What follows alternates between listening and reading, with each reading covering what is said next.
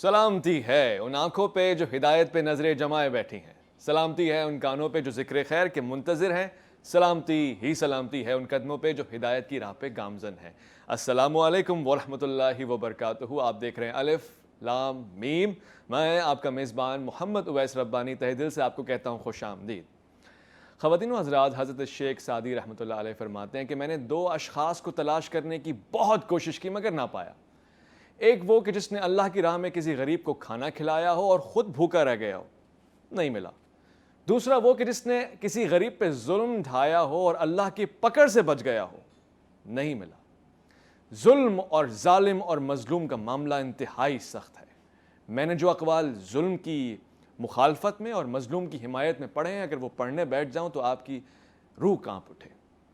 ایک ایسا ہی ظلم ڈھایا گیا ہے اسی خطے پہ کہ جس کو ہم پاکستان کہتے ہیں یا برصغیر پاک و ہند کہتے ہیں، اور اس ظلم کی داستان میں اضافہ ہوتا چلا آیا ہے۔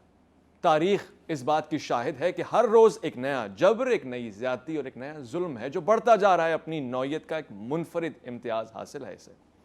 خواتین و حضرات، پاکستان نے اس ظلم کو بہت پہلے سے بھانپ لیا تھا۔ قائد اعظم محمد علی جناح اس کو جانتے تھے، اسی لیے بارہا اپنی زندگی میں بھی اور اس سے پہلے بھی عرض کرتے رہے، آپ نے فرمایا کہ کشمیر پاکستان کی شہرک ہے، کسی بھی طور اس پہ ظلم برداشت نہیں کیا جا سکتا۔ لکھنے والوں نے یہ تک لکھا ہے کہ آپ اپنے آخری ایام میں بھی کشمیر ہی کو یاد کرتے ہوئے دنیا سے رخصت ہوئے۔ 2019 میں بھارت نے کشمیر پہ ایک ریاستی جبر کیا جو کہ اس کے تسلسل کا ایک حصہ ہی تھا، یعنی آرٹیکل 370 کا وہاں سے ہٹ جانا، کشمیریوں کے بنیادی حقوق کا چھن جانا، اور پھر ان کو جو ایک اعزاز حاصل تھا خود بھارت کے اپنے قوانین کے مطابق وہ بھی ان سے دور کر دیا گیا۔ اور ستم بالائے ستم یہ ہے کہ اسی دن کرفیو نافذ ہو گیا۔ پاکستان آج ایک سال بعد بھی یوم استحصال کے طور سے اس کو منا رہا ہے۔ یہ جملہ آپ کے لیے کچھ نیا نہ ہوگا۔ استحصال کے معنی کیا ہے؟ عربی زبان سے بہت سارے لفظ اردو کو عطا ہوئے ہیں، جن میں سے ایک یہ بھی ہے جو کہ ثلاثی مزید فی کے باب استفعال سے نکلا ہے، یعنی اس کے وزن پر ہے۔ اس سے معنی عام طور سے حاصل یا وصول یا اس کا کسی طرح سے ممکنہ کاملیت کے ساتھ تکمیلی طور سے اس کا پہنچنا ہے، مگر عام طور سے عرف عام میں اس کا استعمال جبری اور زیادتی طور سے کسی بھی چیز پہ اپنا قبضہ جمانے کے طور پہ استعمال ہوتا ہے۔ یہ جملہ 1880 میں پہلی مرتبہ شاید استعمال ہوا اصطلاح میں، اور اس کے بعد یہی پاکستان تھا کہ جس نے بھٹو صاحب کی زبان میں بھی اس جملے کو تواتر کے ساتھ سنا۔ آج ہم سن رہے ہیں کہ یوم استحصال ہے۔ یہ دن ہے کیا؟ اس کی ضرورت کیوں پڑی ہے؟ اور بحیثیت مسلمان ہماری کیا ذمہ داریاں بنتی ہیں؟ کشمیر کو دیکھ کے ہم 1 منٹ کی خاموشی اختیار کریں یا پھر زندگی بھر کا شور مچائیں؟ اسی سلسلے پہ گفتگو کرنے کے لیے آج کی بزم میں ہم نے دعوت دیا ہے انتہائی روشن، آسمان علم میں ستارے کی مانند، بلکہ میں یہ کہوں گا کہ بحر دانش میں حکمت کی ایک کشتی ہے، مفتی محمد زبیر صاحب۔ السلام علیکم ورحمۃ اللہ۔ وعلیکم السلام۔ خوش آمدید۔ میں چاہتا ہوں کہ آج جوانوں کی نمائندگی ہو۔ بہت سے لوگ کہتے ہیں کہ آپ مدارس میں جاتے ہیں، مدارس کے بچوں کے پاس اور خاص طور سے ہمارے طلباء کے پاس حب الوطنی کا جذبہ کم نظر آتا ہے۔ میں اکثر اوقات ان جذبات کی نفی کرتا ہوں اور ان خیالات کو انتہائی غیر معنی گردانتا ہوں۔ میرے سامنے ایک ایسی زبان اور ایک ایسی الفاظ ہے جو کہ خود کشمیری بھائیوں کی نمائندگی کریں گے۔ میں خصوصی طور سے عمار حمید سے گزارش کروں گا کہ پروگرام کے آغاز میں ہی کشمیر کی وہ فریاد ہمارے کانوں یعنی ہماری سماعتوں تک پہنچائیں کہ ہم محسوس تو کر سکیں کس نوعیت کا ظلم ہے، کس نوعیت کا جبر ہے، اور پھر کیسے یہ کشمیری اس کو مسلسل برداشت کر رہے ہیں۔ عمار حمید۔ نہ بزرگوں کی خوابوں کی تعبیر ہوں، نہ میں جنت سے اب کوئی تصویر ہوں، جس کو مل کر کے صدیوں سے لوٹا گیا، میں وہ اجڑی ہوئی ایک جاگیر ہوں۔ ہاں میں کشمیر ہوں، ہاں میں کشمیر ہوں، ہاں میں کشمیر ہوں، ہاں میں کشمیر ہوں، ہاں میں کشمیر ہوں، ہاں میں کشمیر ہوں۔ میرے بچے بھی لگتے رہے بھوک سے، یہ ہوا ہے سیاست کی ایک چوک سے، روٹیاں مانگنے پر ملی گولیاں، روٹیاں مانگنے پر ملی گولیاں، چپ کرایا گیا ہوں تو بندوق سے، نہ کہانی نہ کوئی قصہ ہوں میں، نہ کہانی نہ کوئی قصہ ہوں میں، لوگ کہتے ہیں دھڑکن کا حصہ ہوں میں، لوگ کہتے ہیں دھڑکن کا حصہ ہوں میں، جس کو گایا نہیں جا سکا آج تک، جس کو گایا نہیں جا سکا آج تک، ایسی ایک ٹیس ہوں ایسی ایک پیڑ ہوں، ہاں میں کشمیر ہوں، ہاں میں کشمیر ہوں، ہاں میں کشمیر ہوں، ہاں میں کشمیر ہوں، ہاں میں کشمیر ہوں، ہاں میں کشمیر ہوں۔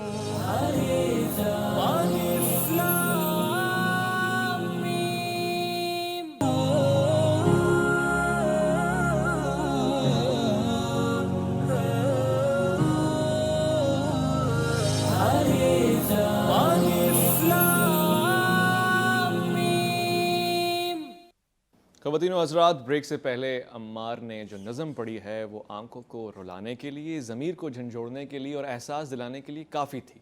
یہ بہت ضروری تھا کہ ہم ایک وقفہ لیتے تاکہ ہم کچھ دیر کے لیے سنبھلیں۔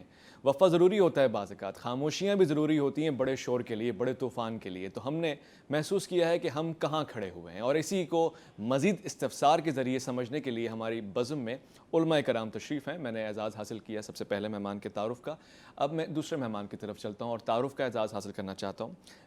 مدیر ہیں جامعہ امامیہ کے اور بہت ہی روشن خیال، بہت ہی مدلل گفتگو فرماتے ہیں، علامہ باقر عباس زیادی صاحب۔ السلام علیکم۔ السلام ورحمۃ اللہ۔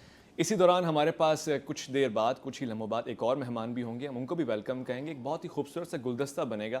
آپ کا تعلق مکتب اہل حدیث سے ہے، آپ سربراہ ہیں جمعیت اہل حدیث کے۔ علامہ سید ضیاء اللہ شاہ بخاری صاحب بھی ہمارے درمیان موجود ہوں گے۔ میں پہلا سوال رکھتا ہوں چونکہ آپ کے سوال مجھ تک پہنچتے ہیں اور میں ان کا ایک طرح سے حوالہ بنتا ہوں۔ تو مفتی محمد زبیر صاحب، پہلے تو یہ سمجھائیے گا کہ کس حد تک ضروری ہے ظالم کے خلاف آواز اٹھانا، مظلوم کی حمایت میں آواز اٹھانا، اجر اور ثواب ہے اس کا؟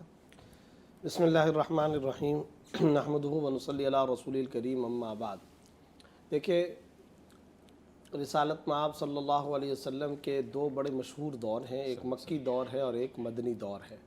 مکی دور کے اندر مظالم کی انتہا، آپ صلی اللہ علیہ وسلم باقاعدہ خانہ کعبہ کو دیکھ رہے، جبل ابی قبیس پر کھڑے اور خانہ کعبہ اور مکہ کو چھوڑ کر کے جا رہے اور فرما رہے ہیں، سیدنا صدیق اکبر رضی اللہ تعالیٰ عنہ ساتھ ارشاد یہ فرما رہے ہیں کہ اے مکہ تو مجھ کو بہت عزیز تھا، لیکن میں کیا کروں کہ تیرے رہنے والے مجھے یہاں رہنے نہیں دیتے۔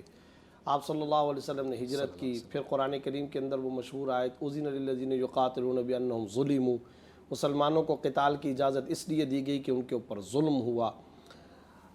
قرآن کریم کی سینکڑوں آیات جہاد سے متعلق ہیں، ایسا ہی ہے۔ اور وہ جہاد اور وہ قتال، اس کا فلسفہ، اس کا حقیقی پیغام، اس کی مؤثر روح کیا ہے؟ یہی معاشرے سے فساد ختم ہو، ظلم کا خاتمہ ہو، بربریت کا خاتمہ ہو، سفاکیت کا خاتمہ ہو، اس کے لیے کھڑے ہو جانا، اسے جہاد کہا جاتا ہے، اسے قتال کہا جاتا ہے۔ اور معرکہ حق و باطل یہ شروع سے ہی برپا ہے۔ ظالم اپنا کام کرے گا، لیکن مظلوم کا جو کام ہے وہ یہ کہ دیکھیں، وہ بہت اچھی بات کہی گئی تھی کہ ظلم بہت گندی چیز ہے۔ جی، مظلوم پر جو ظلم ہو رہا ہے یہ بھی گندی چیز ہے، صحیح۔ لیکن ان سب سے زیادہ گندی چیز ہے کہ مظلوم ظلم کو مسلسل سہتا چلا جائے اور وہ آواز نہ اٹھائے۔ انصر اخاک ظالما او مظلوما، دوسرے مسلمانوں کو بھی کھڑے ہونا ہے۔ اور وہ جو قرآن میں نقشہ کھینچا ہے، بالکل تصویر کشمیر کے اوپر ہی وہ صادق آتی ہے۔ ربنا اخرجنا من هذه القرية الظالم اهلها واجعل لنا من لدنك وليا واجعل لنا من لدنك نصيرا۔ آج کشمیری مائیں بہنیں، کشمیر کے چھوٹے چھوٹے بچے بلک بلک کر کے یہی الفاظ کہہ رہے ہیں، اے ہمارے رب، ہمیں اس بستی سے نکال دیجئے جس کے رہنے والے، یہاں پر آنے والے، تسلط حاصل کرنے والے ہم پہ ظلم کرتے ہیں۔ یعنی آپ ہجرت کی طرف اشارہ کر رہے ہیں کشمیر کے لوگوں کو؟ یعنی نہیں، میں یہ نہیں کہہ رہا کہ ہجرت کریں، میرا مقصد کہنے کا یہ ہے کہ دیکھیں، یہ ایک پوری کی پوری سٹرگل ہے، اور اس حقانی لشکر، اس حقانی جد و جہد کا اللہ رب العزت بار بار حکم دے رہے ہیں۔ اور جہاد اور قتال کا فلسفہ ہی یہی ہے کہ اس کے پیچھے در حقیقت کیا چیز چھپی ہوئی ہے؟ ظلم، بربریت۔ تو آج وہ ظلم اور بربریت اپنے قوائف پورے کر چکا ہے، اور کشمیر کے اندر وہ سارے کے سارے مودی سرکار کے، ہندوتوا سرکار کے سارے مظالم پورے ہو چکے ہیں۔ صحیح۔ اس صورتحال کے اندر جو اصل احادیث کے اندر ہمیں نظر آتا ہے، اگر وہاں کے مقامی لوگ جہاد کے لیے کافی ہوں، ان کے لیے جہاد کھڑے ہونا فرض عین ہے۔ دو اصطلاحات آپ نے سنی ہوں گی، ایک فرض عین، ایک فرض کفایہ۔ فرض عین کا مطلب وہیں کے مقامی لوگ کھڑے ہو جائیں اور اس بربریت کے خلاف اپنی آواز بھی بلند کریں، جدوجہد کا بھی آغاز کریں، اور پھر آس پاس کے تمام لوگوں پر آہستہ آہستہ وقفے سے اس جدوجہد میں شرکت لازم ہوتی چلی جائے گی، اور وہ فریضہ آگے وسعت اختیار کرتا چلا جائے گا جہاں تک وہ ناکافی ہے۔ جب جا کر کے کفایت کا درجہ آ جائے تو گویا یہ فریضہ پورا ہو جائے گا۔ ہم یہ سمجھتے ہیں کہ آج کا دن یوم استحصال کشمیر کے طور پر منانا بہت قابل تحسین مگر انتہائی ناکافی ہے۔ علامہ باقر عباس زیدی صاحب، یہ گفتگو کا ایک رخ اس طرف بھی جا رہا تھا کہ اگر ہجرت واجب ہو گئی تو کیا کشمیری ہجرت کریں؟ کیا یہ بہت ضروری ہے؟ یعنی مسلمانوں کے اس خطے میں کہ جہاں پہ ظلم ہو، زیادتی ہو، جبر ہو، کافر مسلط ہوں یا پھر غیر مسلم ان پہ ظلم کر رہے ہوں، کیا ان پہ یہ حق نہیں بنتا کہ وہ ہجرت کر کے اس حصے میں آ جائیں جہاں پہ انصاف ہو رہا ہے؟ بسم اللہ الرحمن الرحیم، صلی اللہ علیہ محمد وآلہ طاہرین۔ قرآن کریم ارشاد فرماتا ہے کہ لن یجعل اللہ للکافرین علی المؤمنین سبیلا۔ بے شک یہ قاعدہ ہے کہ کوئی بھی علاقہ جہاں مسلمان رہتے ہیں وہاں پر کافرین کو خدا نے تسلط نہیں دیا ہے۔ اچھا، ماشاءاللہ۔ اب اگر وہ میدان میں کسی جگہ پر اس طرح سے قابض ہوں تو وہاں پر لازم ہے کہ جد و جہد کی جائے، اور جد و جہد کا آغاز کا طریقے مختلف ہو سکتے ہیں۔ آج کل جس دنیا میں ہم زندہ ہیں وہاں پر اگر ایسا طریقہ کہ جس کے اندر بہت زیادہ محفوظ طریقے سے اسے انجام دیا جائے، کم سے کم نقصان ہو، یہ بھی ایک اہم مسئلہ ہے۔ تحریک کے اندر نقصان بھی کم سے کم ہونا چاہیے اور زیادہ سے زیادہ فائدہ ہونا چاہیے۔ ایک جمہوری جد و جہد اس وقت دنیا میں ضروری ہے اس اعتبار سے کہ کشمیری جو ہے وہ اپنے حقوق کے لیے خود کھڑے ہوں۔ جی، حق خود ارادیت جو ہے وہ ان کا ہے، ہم ان کو سپورٹ کریں، وہاں اندر رہنے والے قیام کریں۔ قیام کہاں سے شروع ہوگا؟ ظلم کا مقابلہ کا آغاز کریں۔ رسول کریم فرماتے ہیں من اصبح ولم یہتم بامور المسلمین فلیس بمسلم۔ جس کو مسلمانوں کے امور کا یہ فقط محدود بے کشمیر نہیں ہے، عالم اسلام پورا، یہ فقط کشمیر کا مسئلہ نہیں، فلسطین بالکل اسی طرح سے ہے۔ واہ واہ واہ، وہ کہنا چاہیے کہ وہ شہرگ اسلام ہے، یہ شہرگ پاکستان ہے۔ واہ، یعنی فلسطین کو آپ شہرگ اسلام کہہ رہے ہیں اور کشمیر کا تو معاملہ آپ کے سامنے ہی۔ خوب، میں ضیاء اللہ صاحب سے بھی ان کی رائے لے لوں اگر وہ مجھے سن سکتے ہیں۔ قبلہ السلام علیکم ورحمۃ اللہ، میں آپ سے سوال پوچھنا چاہتا ہوں، آپ کو میری آواز آ رہی ہے؟ ٹھیک ہے، میں آپ کی طرف آتا ہوں۔ مفتی صاحب، آپ نے تو بتایا کہ ضروری ہے، یوم استحصال کو آپ نے بہت اچھے جملوں میں بتایا کہ انتہائی اچھا مگر انتہائی ناکافی بھی ہے۔ کافی کیا ہوگا؟ Very good question. میرا خیال یہ ہے کہ آج کے پروگرام کی اصل جان یہی ہے کہ کیا کرنا چاہیے۔ جی دیکھیں بھائی ویس ربانی صاحب، 5 اگست کو مودی سرکار نے کیا کام کیا؟ پہلا کام تو انہوں نے یہ کیا کہ جناب وہاں پر کئی قتل کیے ہیں مودی نے۔ پہلا تو یہ کیا کہ اس کی جو آئینی خصوصی متنازع حیثیت تھی اس کو ختم کیا، وادی کو الگ حصہ بنایا، لداخ کو الگ سے ایک حصہ بنایا۔ پہلا کام تو یہ کیا۔ اچھا، دوسرے نمبر پر یہ کام کیا، لداخ کا معاملہ آپ کے سامنے آیا، خود انڈیا کے اندر بھی مسلمانوں میں سے ہزاروں نہیں، لاکھوں نہیں، کروڑوں مسلمانوں کی شہریت کو خطرے میں ڈالا۔ ایون کہ آپ حیران ہوں گے کہ وہ مسلمان جو پاکستان کے قیام کے وقت میں وہیں پر رہنے پہ مجبور ہوئے یا ترجیح دی انہوں نے اور یہاں نہیں آئے، وہ مسلمان، اور اس کے علاوہ آسام کے اندر جا کر کے جو مسلمان بسے تھے جو بنگلہ دیش کے تھے، بنگلہ دیش بننے سے پہلے، اندرا گاندھی کے زمانے کی بات کر رہا ہوں، ان کی تعداد کو ٹوٹل بنتی 18 لاکھ، ان کی شہریت کو ختم کیا۔ اب جو کرنے کا کام ہے میں اس پر خاص طور پر آج آپ کے پروگرام میں ضرور اشارہ کرنا چاہتا ہوں۔ دیکھیں، لداخ میں اس نے جو کچھ حرکت کی ہے چائنا نے زبردست طریقے سے اس کو جواب دیا ہے جی ایسا ہی ہے. اور شاندار جواب دیا ہے. چائنا نے کہیں ایک آدھ منٹ کی خاموشی نہیں اختیار کی, پینافلیکس نہیں لگائے, سانگ نہیں کیے, کچھ اور نہیں کیا, سڑکوں کے نام یہ وغیرہ وغیرہ نہیں, انہوں نے ٹھکائی کی اور بھرپور ٹھکائی کی. یہی علاج ہے. اچھا یہ ہو گیا لداخ کے اندر چائنا کا جواب. آپ کو میں مزے کی بات بتاؤں, یہاں ہمارے بہت سارے اینکرز کو اور میڈیا کو اس بات کا پتہ نہیں, میں بریکنگ نیوز دے رہا ہوں کہ حسینہ واجد جو انڈیا اور خاص طور پہ مودی سرکار کی پورے کا پورا بنگلہ دیش کو ایک کالونی کے اندر تبدیل کر چکی تھی. ایسا ہی ہے نا, بنگلہ دیش کی حکومت تو انڈیا کی پرو حکومت ہے. ایسا ہی ہے. 4 ماہ ہو گئے ہیں انڈین سفیر حسینہ واجد سے ملاقات کرنے کی کوشش کر رہا ہے, وہ ملاقات سے انکاری ہے. وجہ صرف اور صرف یہ کہ وہ جو 18 لاکھ بنگالی تھے جن کی شہریت کو مودی نے ختم کیا ہے اور اب وہ بنگلہ دیش جانے پر مجبور ہیں, اس کی وجہ سے یہ تعلقات خراب.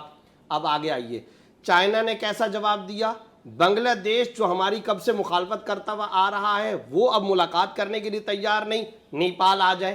نیپال نے کہا یہ جھیل ہماری ہے, نکالو یہاں سے اپنی فوجیں. کہاں نہیں, لے لی, انہوں نے اپنی جھیل کو واپس لے لیا, واگزار کروا لیا. بھوٹان کا معاملہ, سری لنکا کا معاملہ آپ کے سامنے.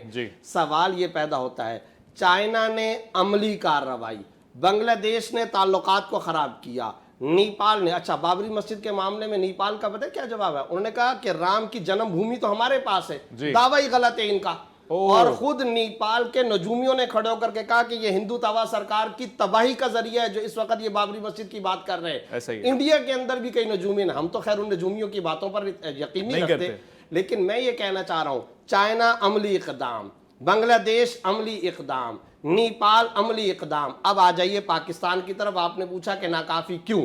ہم کہتے ہیں کہ اس کشمیر ہائی وے کو سری نگر ہائی وے بنائیں گے, ڈاک کے ٹکٹ پر مونوگرام کشمیر کا ہم لگا لیں گے, پینافلیکس ہم یہاں پر کشمیر کا لگا لیں گے, نعرہ ہم کشمیر کا لگا لیں گے, کشمیر بنے گا پاکستان کا ہم نعرہ لگائیں گے.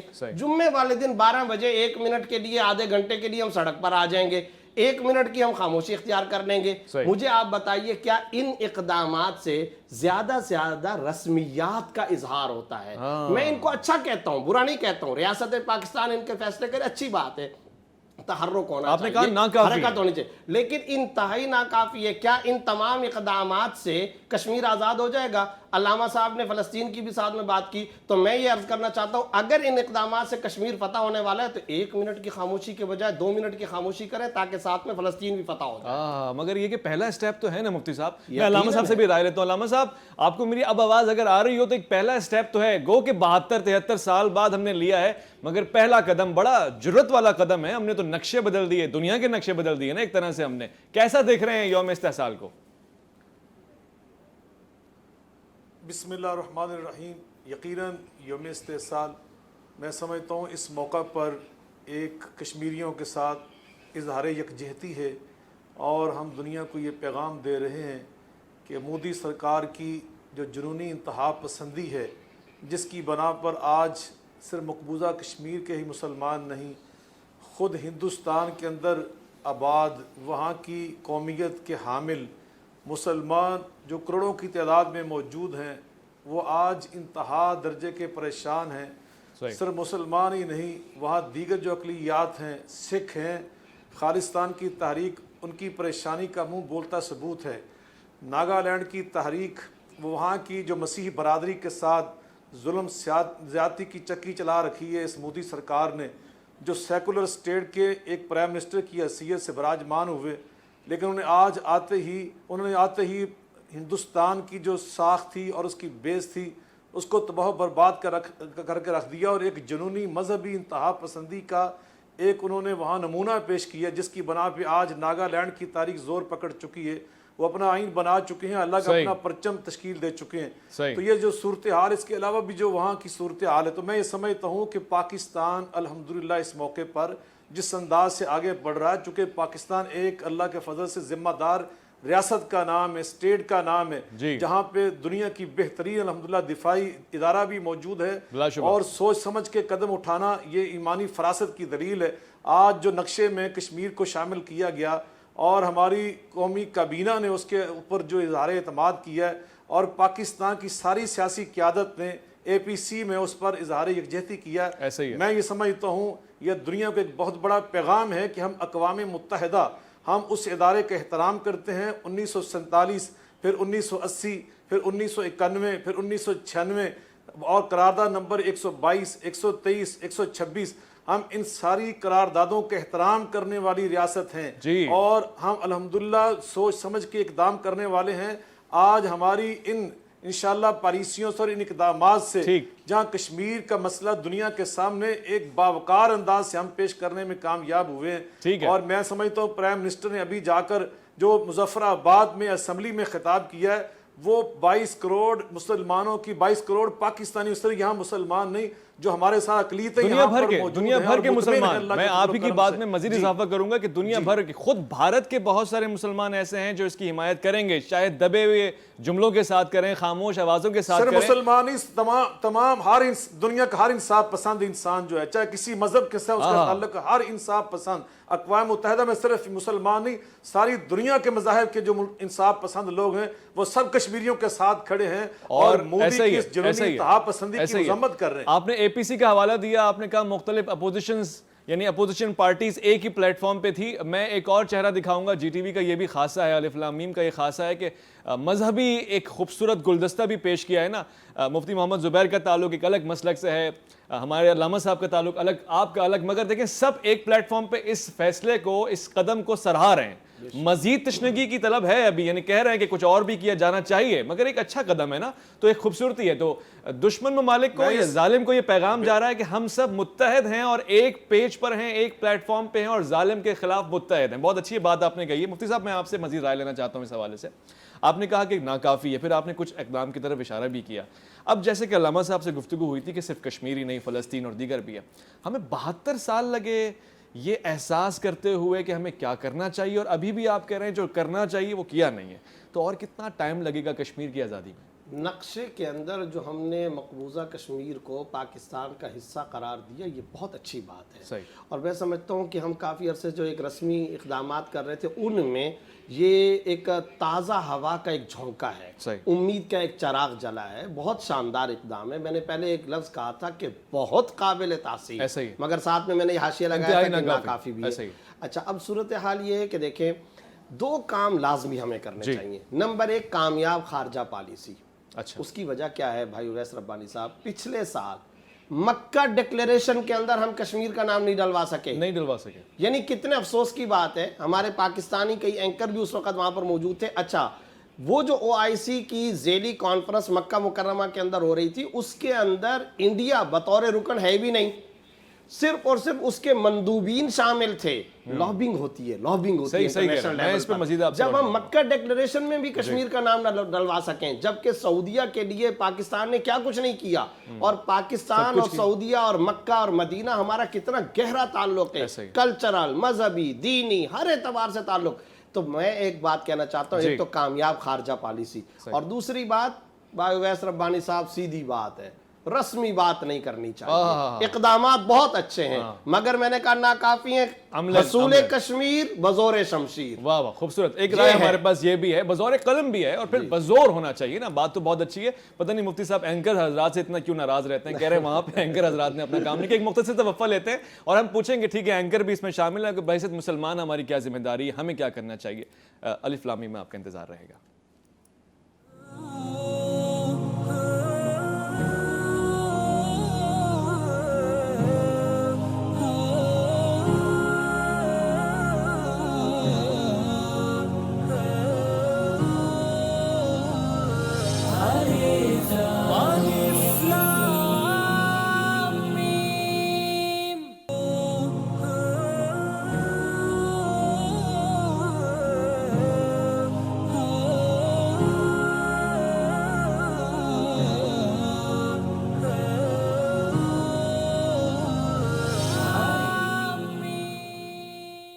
خواتین و حضرات، لاکھوں کی، کروڑوں کی، کھربوں کی، اربوں کی، بلکہ انتہائی قیمتی بات آپ سے عرض کر رہا ہوں، اگر آپ سمجھ سکیں، سن سکیں۔ حضرت علی کرم اللہ وجہ آپ پہ ہمارا سلام ہو، آپ فرماتے ہیں کہ جو بھی شخص ظلم کے ذریعے عزت چاہتا ہے، اللہ اس کو انصاف کے ذریعے ذلیل کرتا ہے۔ اب وہ کوئی بھی ظالم ہو، ہماری اپنی ذات بھی ہو، خود قرآن کہہ رہا ہے نا کہ کسی بھی قوم کی دشمنی تمہیں عدل سے دور نہ کر دے. تو یہ جو معیار ہے, پیمانہ ہے, وہ سب کے لیے ہے. علامہ صاحب کی طرف میں آنا چاہتا ہوں اور پوچھنا چاہتا ہوں کہ اس پیمانے میں ہم کتنے کھرے ثابت ہوئے ہیں, ہم نے کشمیریوں کا کتنا حق ادا کیا ہے, اور کہاں کہاں پہ ہم سے چک ہوئی ہے, ذرا اس پہ بھی روشنی ڈال دیں. دیکھیے, جو مجموعی طور پہ عالم اسلام کی صورتحال ہے, خصوصاً 1948 کے بعد سے اسرائیل بنا اور فلسطین کا مسئلہ سامنے آیا, اور وہ آہستہ آہستہ سلگتا رہا, ادھر کشمیر کا مسئلہ سلگتا رہا. ٹھیک ہے, جو چیز ضروری ہے وہ یہ ہے کہ سرزمین مسلمین فقہی اعتبار سے جو بھی سرزمین مسلمین ہے, تمام مسلمانوں پر لازم ہے کہ اس کے دفاع کے لیے کوشش کریں, صحیح, قیام کریں. 1980 میں ایران میں انقلاب کے بعد امام خمینی نے جو یاسر عرفات کے ساتھ میٹنگ کی, اس میں ان کو یہ سمجھایا کہ آپ جو ہے مذاکرات کے ذریعے فلسطین اپنا واپس نہیں لے سکتے. اچھا, قیام کریں, چاہے پتھر کے ذریعے ہو, چاہے غلیل کے ذریعے ہو. جب تک آپ کھڑے نہیں ہوں گے اپنے حق کے لیے, آپ کو کوئی آپ کا حق نہیں دے گا. صحیح. آج آپ دیکھیں کہ فلسطین کی تحریک کس مقام پہ کھڑی ہے, اور اسرائیل جو ہے کس قدر محاصرہ ہے.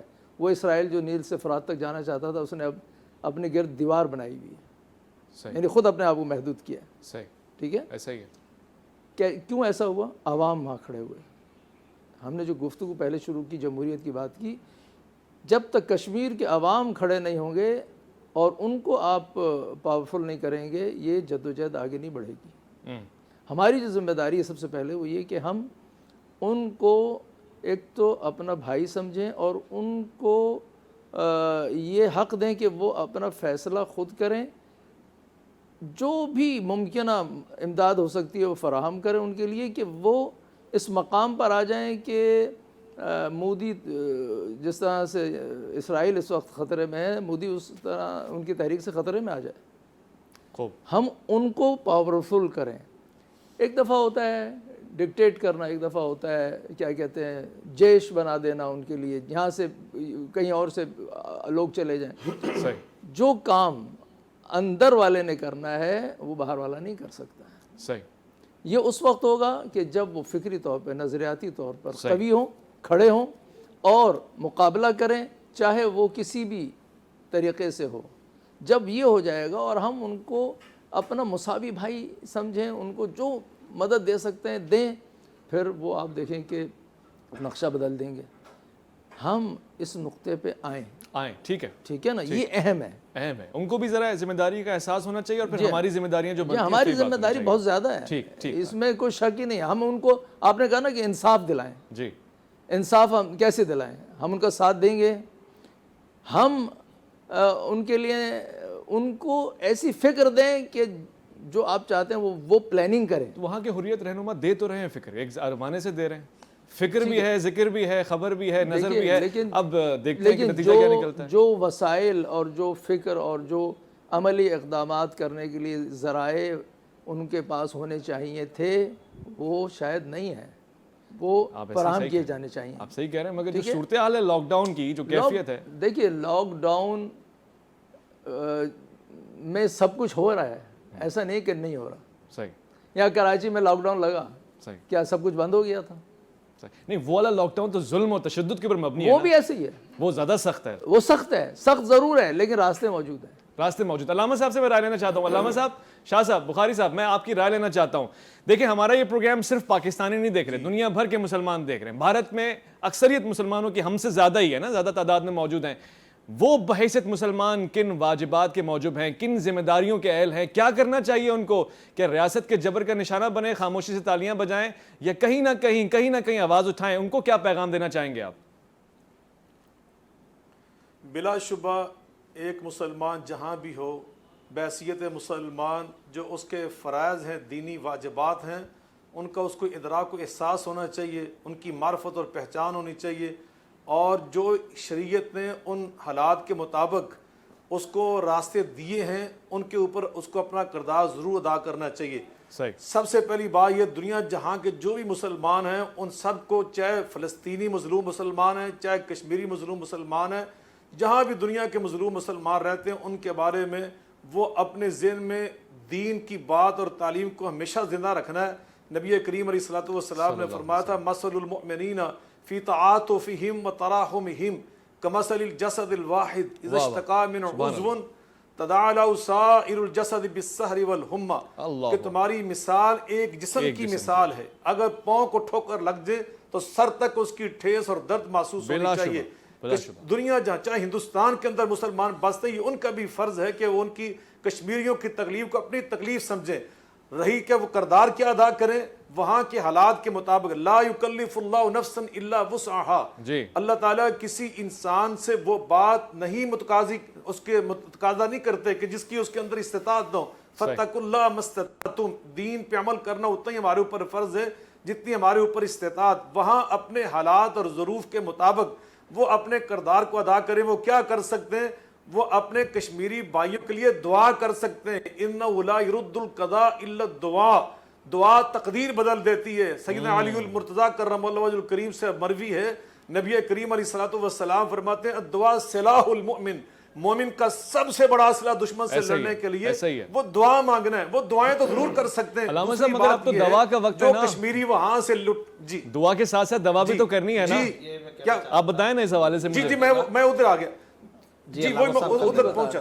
دوسری بات یہ تھی، آپ نے ہندوستان کے مسلمانوں کی بات، آپ نے ہندوستان کے مسلمانوں کی ذمہ داری پوچھی، میں وہ عرض کر رہا ہوں۔ دوسری بات یہ ہے کہ ہندوستان کے مسلمان یہ کر سکتے ہیں کہ جو ہمارے کشمیری بھائی وہاں سے لٹے پھٹے، جن کی جائیداد چھینی جا رہی ہے، جن کو مارا جا رہا ہے، جن کی عزتیں پامال کی جا رہی ہیں، وہ بعض اوقات اپنی جان بچانے کے لیے، اپنی عزت آبرو بچانے کے لیے وہ سر چھپاتے ہیں، وہاں سے نکلتے ہیں۔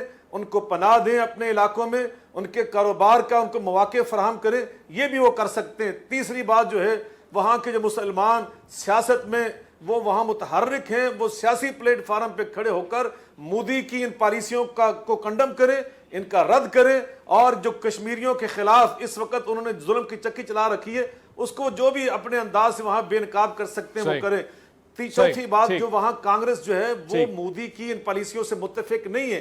سب سے پہلے جب انہوں نے وہ اپنے آئین کو چھیڑا ہے کشمیریوں کے حقوق کو سلب کرنے کے لیے، تو اس وقت جو سب سے پہلی جو مزاحمت ہوئی ہے وہ کانگریس کی جانب سے ہوئی ہے۔ بالکل ایسے ہی آپ سچ فرما رہے ہیں، ہندوستان کے مسلمانوں کا فرض ہے ایسے ہی کہ وہ کانگریس نے مزاحمت کی ہے، کانگریس کے ساتھ۔ میں بی جے پی کے بھی بہت سارے ایسے رہنماؤں کو جانتا ہوں جنہوں نے اس بات کی یقیناً مخالفت کی ہے، اور پھر دنیا بھر سے شور بھی اٹھا ہے، مگر مسئلہ یہ ہے کہ شور دب جاتا ہے، وقت گزر جاتا ہے، کچھ دیر کی خاموشی ہوتی ہے اور اس کے بعد طوفان آتا ہی نہیں ہے، انتظار کرتے رہ جاتے ہیں۔ مفتی محمد زبیر صاحب، کیونکہ آخری لمحہ ہے، میں چاہتا ہوں، میں نے کہا پاکستانی جو دیکھ رہے ہیں ان کا بھی پیغام چلا جائے، ہندوستانی دیکھ رہے ہیں ان کو بھی چلا جائے، اب میں چاہتا ہوں بالخصوص جو کشمیری مائیں بہنیں دیکھ رہی ہیں ان کو کس طرح کا پیغام آپ دینا چاہیں گے اس دن یوم استحصال کے طور پہ؟ اللہ رب العزت ان کو یقیناً کامیابی عطا فرمائیں گے۔ وہ شب ہے ہی نہیں جس کا سویرا نہ ہو۔ انشاءاللہ طلوع آفتاب ہوگا۔ ظلم کی یہ کالی رات، یہ گھٹا ٹوپ اندھیری ظلمتوں والی شب ختم ہوگی اور عنقریب ختم ہوگی۔ آج آپ اپنے پروگرام میں لکھ لیجئے، جیسے ابھی دن ہے رات نہیں ہے، میں پورے وثوق اور مکمل شرح صدر اور یقین کے ساتھ کہتا ہوں، انڈیا کے ٹکڑے ٹکڑے ہوں گے۔ مودی جیسے صفاق بچھو زہریلے درندے کی پالیسیوں کی وجہ سے انڈیا لازمی ٹکڑے ٹکڑے ہوگا، انڈیا ڈوب رہا ہے پوری دنیا میں۔ اچھا اب آپ دیکھیں، سوال یہ پیدا ہوتا ہے وہ ڈوبے گا، لیکن اس کے ڈبونے میں ہم نے کیا کردار ادا کیا؟ اصل کرنے کا کام یہ ہے۔ اترکھنڈ کے اندر بھارت نے اپنی فوجوں میں اضافہ کیا، چائنا کے ساتھ 5 دور مذاکرات کے ہو چکے ہیں، 2 جرنیل انڈین فوجی اس کے اندر شامل ہیں، 5 دور مذاکرات کے ناکام ہو چکے ہیں۔ ہم کہتے ہیں چائنا بڑی طاقتور ہے، ٹھیک ہے وہ بڑی طاقتور ریاست ہے، مجھے بتائیے نیپال ہم سے زیادہ طاقتور ہے؟ سری لنکا بھوٹان ہم سے زیادہ طاقتور ہے؟ بہت معمولی بات صرف اور صرف یہ۔ اچھا آپ نے اندرونی کشمیری افراد کے لیے ہر روز صبح کے وقت وہاں کی مائیں بچے کھڑکیوں سے باہر جھانک کر کے کہتے ہیں پاک آرمی آ گئی، پاکستان آرمی آ گئی۔ وزیر اعظم آزاد کشمیر رو پڑا پچھلے دنوں تقریر کرتے ہوئے، وہ انتظار کر رہے ہیں، ڈو مور وہ کہہ رہے ہیں ہم کو۔ ایک ڈو مور کی ٹرم استعمال ہوئی تھی، امریکہ نے کی تھی، ہم نے کیا تھا۔ اچھا کافر نے مسلمانوں کے خلاف افغانستان پر کارپٹ بمباری کے لیے ہماری حکومت کو کہا ڈو مور، ہم نے کر دیا۔ آج ہم کشمیری مسلمانوں کے ڈو مور کے مطالبے پہ ہندوؤں کے خلاف کام کرنے کے لیے تیار نہیں۔ جو علامہ صاحب نے فرمایا میں بس اس کی یہ تائید بھی جملہ کرتا ہوں، ہے۔ لیکن ایک جملہ وہ یہ ہے، نان اسٹیٹ ایکٹرز کے ذریعے سے نہیں، ریاست پاکستان بائی دا افواج پاکستان جہاد کا اعلان کرے۔ اللہ اکبر، اللہ یہ ہے اکبر، یہ حصول قرارداد بھی کشمیر ہوگی۔ بزور شمشیر۔ ٹھیک، جب آپ بہت اس کو شکریہ۔ اپنا حصہ کہتے ہیں، شہرت کہتے ہیں، میں تو ہمارا یہ میں پارٹ یہاں اس وقت تسلط میں ہے، لہذا ہم کو ان کو لینا چاہیے۔ نان اسٹیٹ ایکٹر کا میں نہیں کہہ رہا ہوں، افواج پاکستان بھرپور کردار ٹھیک، ادا بہت شکریہ مفتی محمد زبیر صاحب آپ کا، علامہ صاحب آپ کا بہت شکریہ، بہت ہی کم آپ سے ایک استفادہ کر چکے ہیں۔ جی جملہ ایک ہے، جی علامہ صاحب جی۔